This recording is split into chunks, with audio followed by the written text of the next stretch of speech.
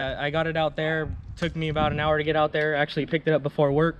I picked it up completely stock.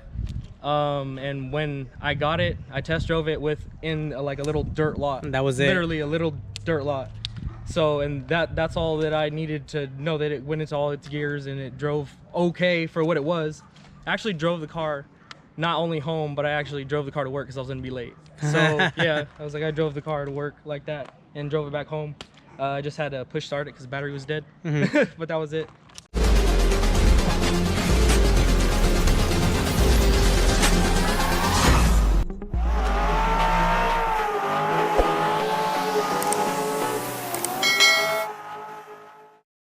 Alrighty, everyone, welcome back to Automotive Anatomy. Today we have Sam. Thank you so much, man. Thank you so much for making the time for us. So tell us, man, what do you drive? Well, this is my 1989 CRX HF model. Okay. Yeah. How long have you had it and where did you pick it up from? I've had this for about a year and a half. I was like, And why this? This, actually I wasn't looking for this car in particular to begin with. I actually looked at a bike and I needed basically a stock platform to put in my other car because I had an issue with state ref. People are very familiar with that. Yeah, so I ended up finding this car last minute on Craigslist. It was only up for maybe an hour and I saw it like 3 in the morning and I hit the guy up maybe immediately after and he responded maybe 2 hours later and I showed up, picked up the car the same day. That's awesome. Like, literally the same day. That's crazy. And what was your vision for this one? Actually this car was supposed to be nothing what you see. I was like, it was supposed to be nothing what you see. It was actually supposed to be an original car that was just gonna be my daily driver. That's never how it goes though. Yeah. I was like, especially with a car like this. And just to give other people an idea, what do you currently have? You have another EF, or what kind of motor in? Yeah, I have another 1990 Civic Si, which I previously owned before this car. That's my first baby, and that has I guess anybody would call it a H2V, but yeah, it's essentially what most people on the street would call a G23 setup. All right, man, cool. Well, so then tell us, what do we got going on in the front? Well, I picked up this SIR front end with a carbon hood. Nice. Which some people can't tell. If you're up close, you could tell that it's carbon, but I actually picked this whole front end up for 700 bucks. Wow. Nobody believes that. But the best thing is when people tell you you're not going to get something that you want to pay for it. I'm that person that's firm believer, if you wait, you're going to find it. Yeah.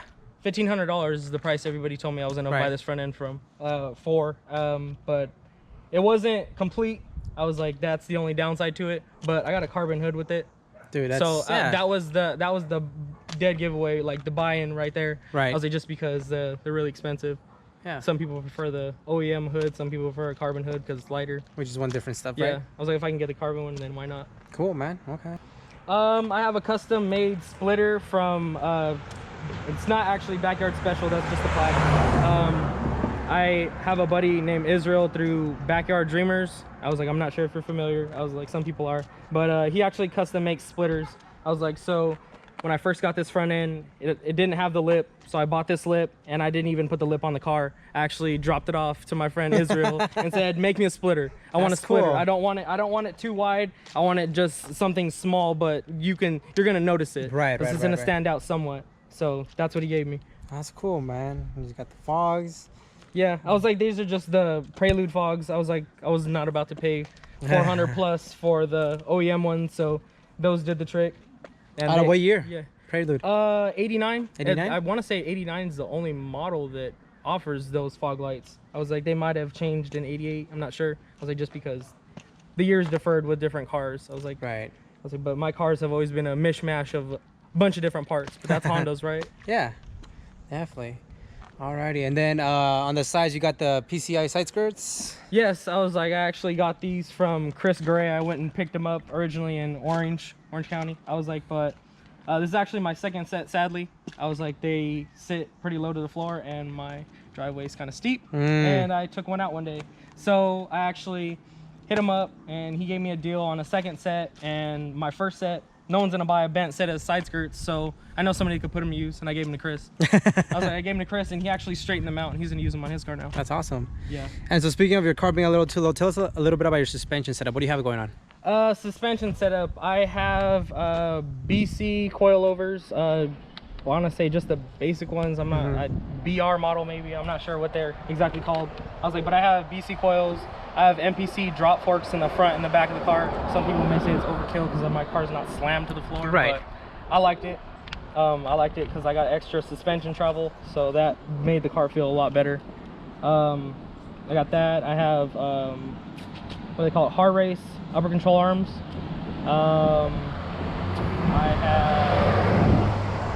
I have a ST rear sway bar. That's about it. I was like, it's not, every bushing's been replaced. I have all urethane bushings everywhere. That's awesome. I was like, yeah, rack and pinion's been replaced, all that. I was like, every high maintenance thing is done on this car. And then tell us about your wheel and tire setup. Wheel and tire setup. These are just basic tires. I don't have anything crazy. I was like, my streetable wheels, race wheels, whatever you want to call them, are sitting at home for when I want to go to the track or whatever it may be. But no, these are Hayashi Racing Perrier. I say that, some people are like, what are those? But the only set that I've ever heard of in 15-inch 4x100 is right here. I have not seen another set. The only set that I've seen are 14-inch. They were for sale for $900. Wow, okay. Yeah. So what are the specs on those? 15 by 6.5, okay. I believe. I'm not sure on the offset. I was like, but yeah. I was like, sweet wheels, man. Cool. Yeah, thank you. I actually had Chris polish them too. Oh, okay.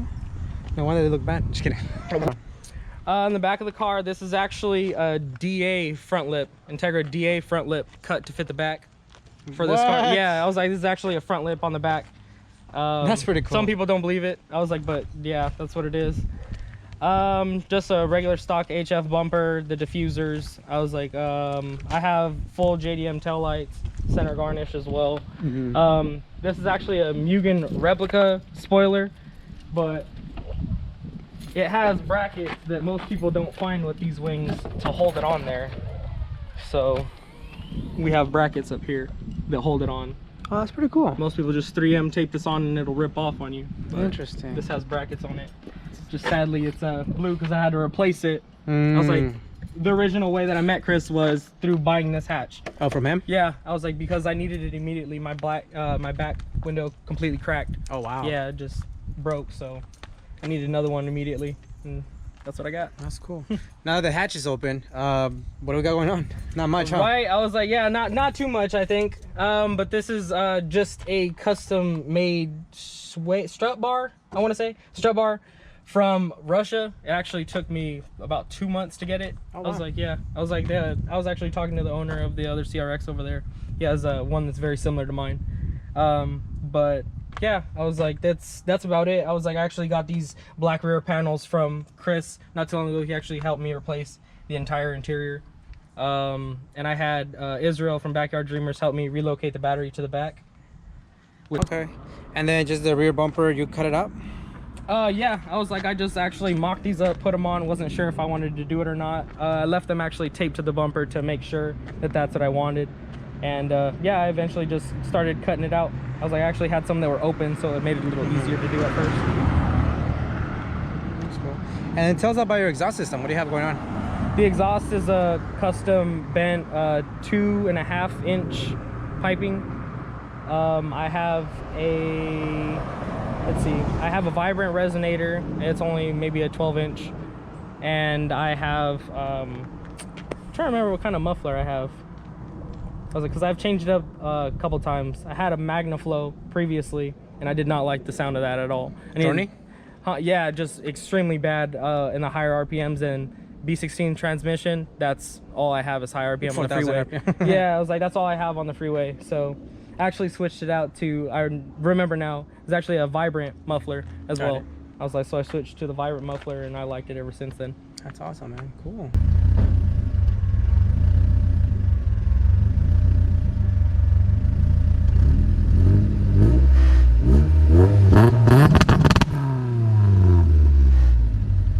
Man, so tell us, what do we got going on in the interior? Pretty much just the stock interior as far as what you could see. Nothing too crazy. I was like, I just have the Momo wheel, Momo steering wheel, Momo hub, the Buddy Club seat. Actually, I'm not too comfortable with because it's a little tight. I just got a regular size because I'm like, well, I'm not too big of a person, but the wide seat should have been the go-to from the beginning. I just have the passenger CRX SI seat from an 88, 89 model for now, just because I wanted to get a matching seat with the driver, but unfortunately it's not comfortable for me, so a passenger is not going to be comfortable in that seat as well. Right. So I haven't looked into buying another seat yet. I'm not exactly sure what I'm going to do with that. But yeah, I was like, I have a custom gauge pod setup that I did actually not too long ago. I actually got an idea from another member of a EF page. He actually gave me the idea of installing my air fuel ratio gauge right there in the center. So I ended up cutting out like a super subtle. Yeah, I cut out a template, wrapped it in carbon just real quick, and that's what I got. It looks really nice. It's just subtle. Right. I was like, yeah, just something small, and then when I want to later, if I need to add more, I have the two on the side that I could still cut out later. All right, man. So what kind of motor are we looking at? What do we have going on? Well, we have everybody's everyday B20 VTEC. I was like, everybody's got one in their car, right? They're super simple and reliable power if you know what you're doing. It's just the stock bottom end, nothing going on yet, just because this is supposed to be my daily driven car, even though it doesn't look look too much like that.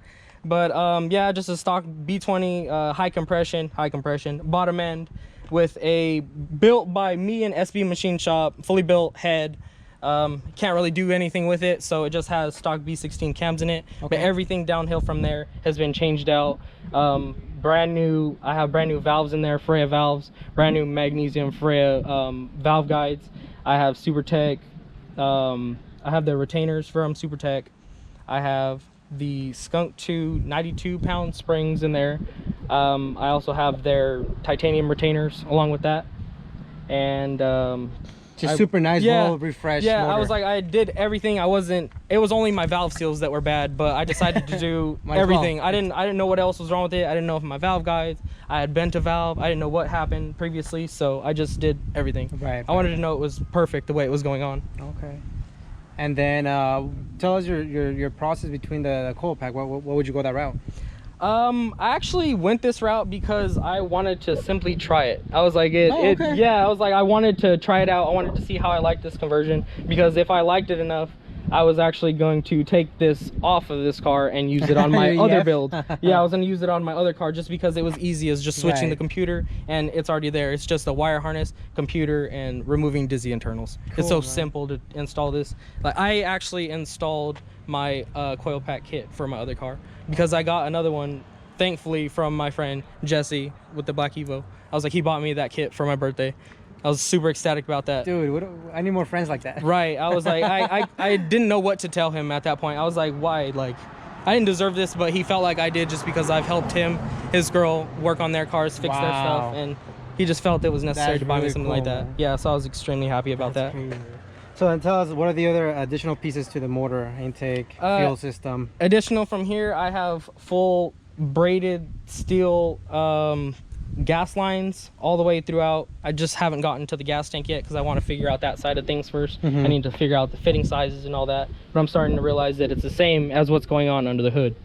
So I have all the braided fuel line hoses going, AEM rail, AEM regulator, Marshall fuel pressure regulator gauge. I have the Skunk 2 Ultra black manifold that I actually got for a really great deal on OfferUp. You got to catch those OfferUp deals. They come and go super quick, but I actually got that manifold for half the price of what they sell it for, and it came just like this, like mint. I had nothing was wrong with it. But I got that Top Fuel 1000 intake manifold, or intake pipe. I actually got that for a K20. That's actually for EP3.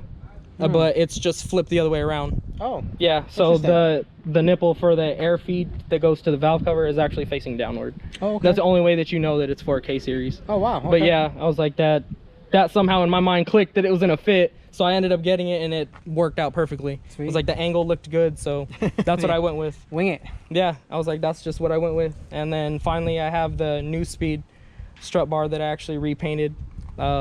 I had a second one for my other car, but sadly that motor does not fit with this strut bar just because it leans so much forward and the H is pushed back. Right.